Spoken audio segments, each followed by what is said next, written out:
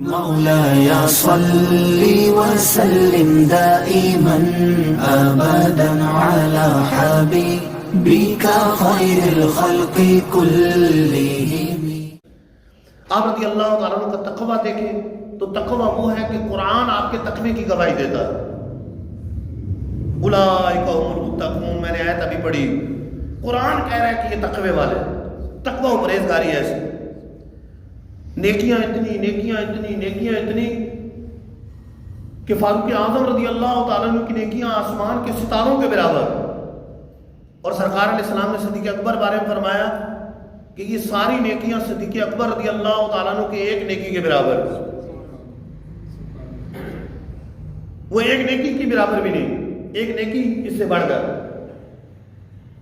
اتنی نیکیوں رب تعالیٰ نے آپ کو عطا فرمایا، نیکیاں کرنے کا جذبہ عطا فرمایا۔ تو سخاوت کے بارے میں مختلف قرآن پاک کی آیات بھی موجود ہیں صدیق اکبر رضی اللہ تعالیٰ عنہ کی سخاوت کے بارے میں۔ حضرت ابوبکر صدیق رضی اللہ تعالیٰ عنہ کے بارے میں حدیث میں آیا، مفسرین نے لکھا کہ آپ نے 10,000 درہم دن میں خرچ کی اللہ کی راہ، 10,000 رات میں خرچ کی، 10,000 ظاہراً خرچ کیے اور 10,000 پوشیدہ طور پہ خرچ کی،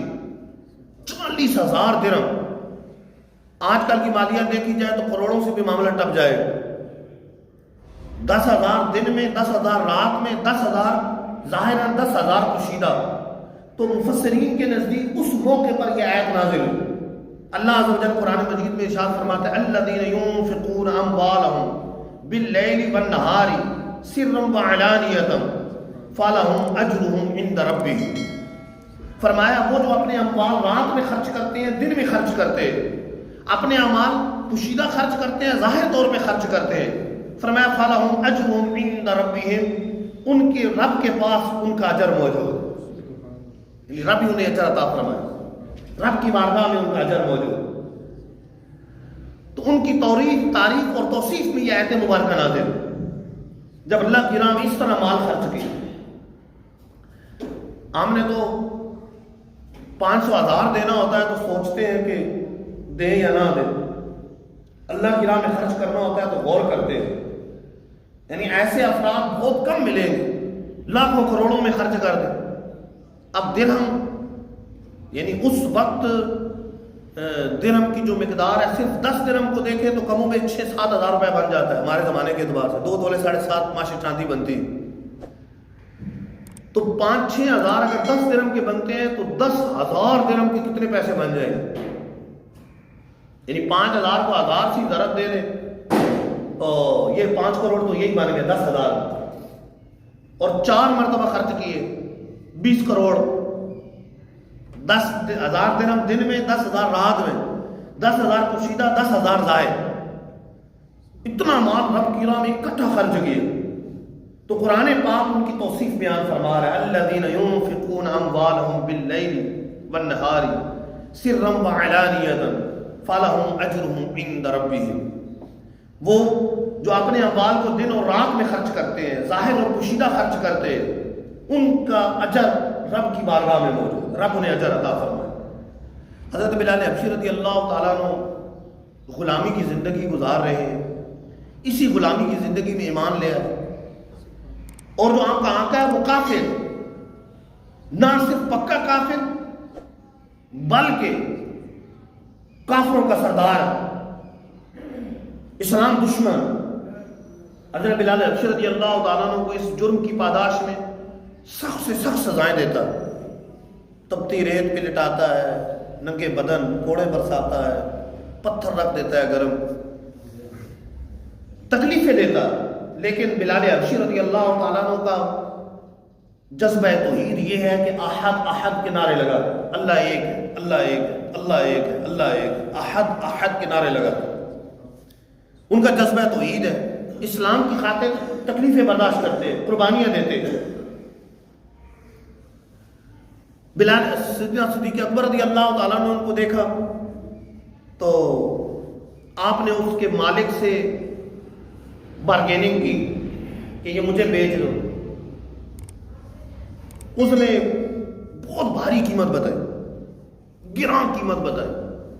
کافی رقم بھی بتائی، اور اس کے بدلے میں، یہ تو حبشی غلام تھے، اس کے بدلے میں سفید فام غلام کو خریدا لیا اور قیمت بھی لی، پیسے بھی لی۔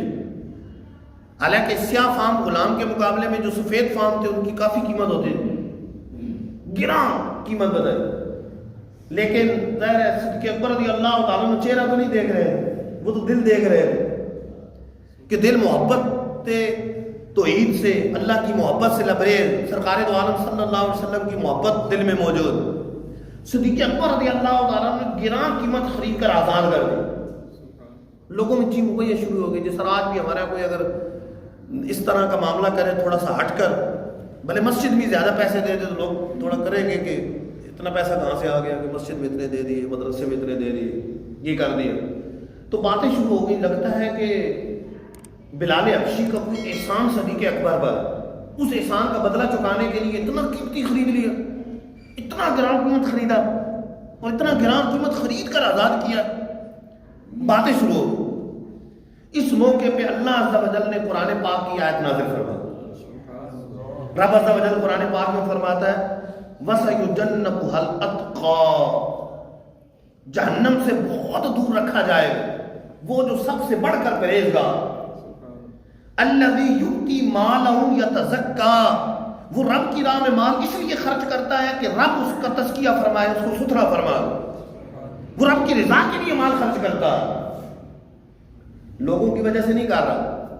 دنیاوی مفادات کی وجہ سے نہیں کر رہا، وہ مال اس لیے خرچ کر رہا ہے کہ اس کا رب اس سے راضی ہوئے، اس کا رب اسے ستھرا فرما، اللہ کی رضا کے لیے خرچ کر رہا۔ جب سرکار دو عالم صلی اللہ علیہ وسلم کی بارگاہ میں حاضر ہوئے، حضور کو یہ خریدنا اتنا پسند آیا، فرمایا ابو بکر میرا حصہ بھی شامل کر، کچھ مجھ سے بھی پیسے لے لو، میرا حصہ بھی شامل کر لو۔ ابو بکر صدیق رضی اللہ تعالیٰ عنہ عرض کرتے ہیں حضور یہ مال بھی آپ کا ہی، جو میں نے دیا یہ بھی تو آپ ہی کا ہے، یہ مال بھی آپ کا ہے۔ تو صدیق اکبر رضی اللہ تعالیٰ عنہ نے ان کی سخاوت، اسلام کی خاطر ان کی یہ اپنا مال خرچ کرنا، کہ ایسا بندہ جو توحید کے نعرے لگا رہا، اسلام کی خاطر تکلیفیں برداشت کر رہا، آپ نے بھاری قیمت دے کر خرید کر اسے آزاد کیا۔ اللہ عز و جل کو آپ کی سخاوت اتنی پسند آئی کہ قرآن پاک میں آپ کو سب سے بڑھ کر متقی بھی فرمایا، اتقا سب سے بڑھ کر متقی فرمایا، اور یہ بھی تعریف کی کہ لوگوں تم باتیں کر رہے ہو، اس کا ان پر کسی کا احسان نہیں ہے، انہوں نے جو بلال حبشی کو خرید کر آزاد کیا اس کی وجہ یہ ہے کہ ان کا رب ان سے راضی ہو، ان کا رب انہیں ستھرا فرما دے۔ سَيُجَنَّبُهَا الْأَتْقَى الَّذِي يُؤْتِي مَالَهُ يَتَزَكَّى، جہنم سے بہت دور رکھا جائے گا جو سب سے بڑھ کر متقی پرہیزگار ہے، جو اپنا مال اس لیے خرچ کرتا ہے کہ اس کا رب اس کو ستھرا فرما، اس کا رب اس سے راضی ہو، اس لیے خرچ کرتا ہے۔ یہاں پر ایک بات قابل غور ہے، سخاوت صدیق اکبر رضی اللہ تعالیٰ عنہ کی ایک موضوع چل رہا ہے، لیکن اس سے ہٹ کر ایک بات عرض کرنی ہے کہ یہاں رب نے صدیق اکبر کو اتقا فرمایا، اور مفسرین کا اجماع ہے کہ یہاں اتقا سے مراد صدیق اکبر کی ہستی، قرآن مجید میں اتقا جو فرمایا یہ صدیق اکبر کو فرمایا، مفسرین کا اجماع، اعلیٰ حضرت امام اہل سنت رحمۃ اللہ تعالی علیہ کا پورا ایک رسالہ اس پر موجود، آپ کو اتقا فرمایا، سب سے بڑھ کر پرہیزگار، سب سے بڑھ کر متقی، اور دوسری طرف رب کیا فرماتا ہے، ان اکرمکم عند اللہ اتقاکم، کہ اللہ کے نزدیک تم میں سے زیادہ عزت والا، زیادہ مرتبے والا وہ ہے جو زیادہ تقوی والا، جو زیادہ پرہیزگار۔ دونوں چیزوں کو سامنے رکھیں، ادھر صدیق اکبر کو فرمایا کہ اتقا سب سے بڑھ کر پرہیزگار، اور ادھر فرمایا رب کے نزدیک زیادہ عزت والا، زیادہ منصب والا، زیادہ مرتبے والا وہ ہے جو اتقا ہے، سب سے بڑھ کر پرہیزگار ہے۔ تو دونوں آیات کو ملائیں تو نتیجہ یہ نکلتا ہے کہ صدیق اکبر رضی اللہ تعالیٰ عنہ تمام صحابہ میں سب سے بڑھ کر مرتبے والا، سب سے افضل ہے، افضل الصحابہ، بلکہ افضل البشر بعد الانبیاء، انبیاء کے بعد تمام انسانوں میں سب سے بڑھ کر افضل ہستی صدیق اکبر کی ہستی، حضرت ابو بکر صدیق رضی اللہ تعالیٰ عنہ کی ہستی۔ أعوذ